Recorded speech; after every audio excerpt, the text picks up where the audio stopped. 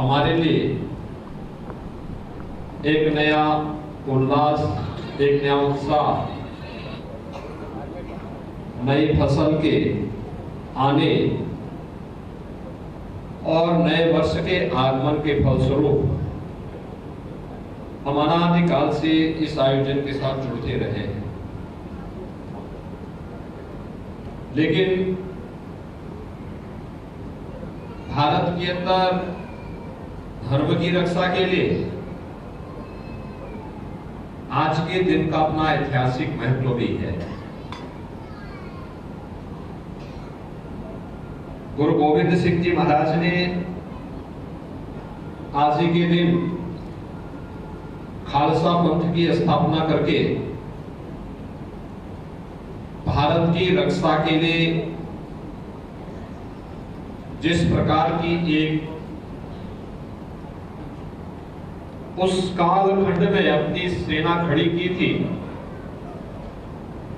आज उसी का परिणाम है कि हम सब इस उत्साह, इस उमंग के साथ गुरु महाराज के श्री चरणों में नमन करते हुए बैसाखी के इस पर्व में एकत्र होकर के हर्षोल्लास के साथ न केवल प्रदेश की राजधानी लखनऊ में बल्कि पूरे देश के अंदर इस आयोजन के साथ हम सबको जुड़ने का अवसर प्राप्त हो रहा है।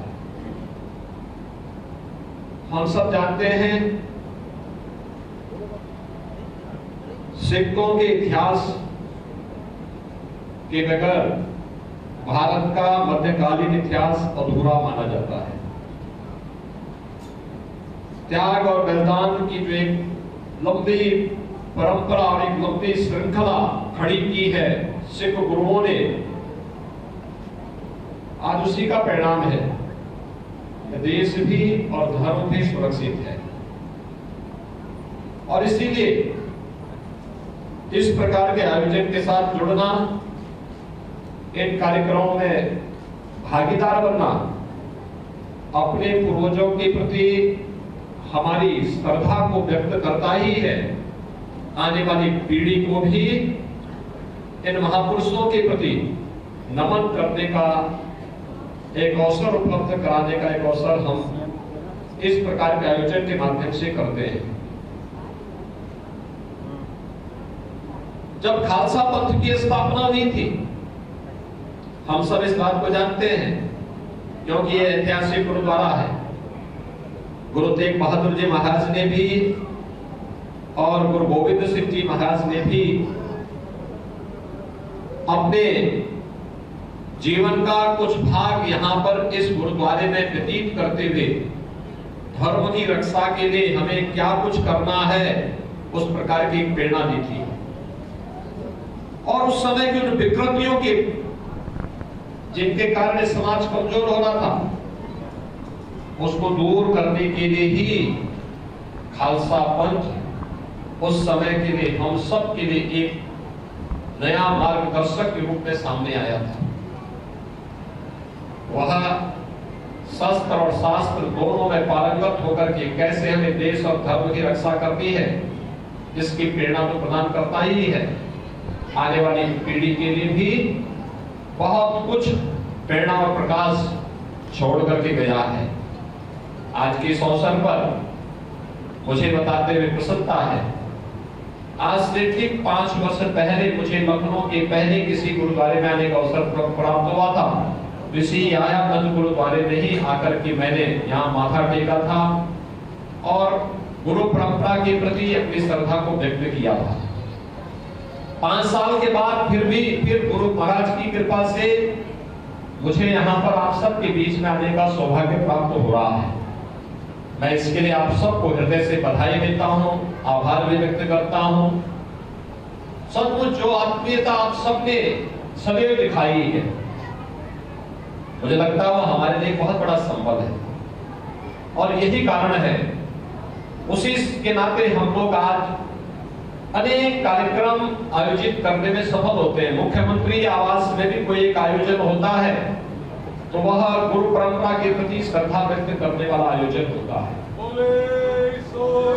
और जो एक संकल्प हम था कि गुरु गोविंद सिंह जी महाराज के 4 साहबजादों की स्मृति में साहबजादा दिवस आयोजित होना चाहिए। वह साहबजादा दिवस का आयोजन भारत के यशस्वी प्रधानमंत्री आदरणीय श्री नरेंद्र मोदी जी ने 26 दिसंबर की तिथि घोषित की है, और मेरा तो आह्वान होना चाहिए कि इसको हम और भव्यता के साथ कैसे आयोजित कर सकते हैं।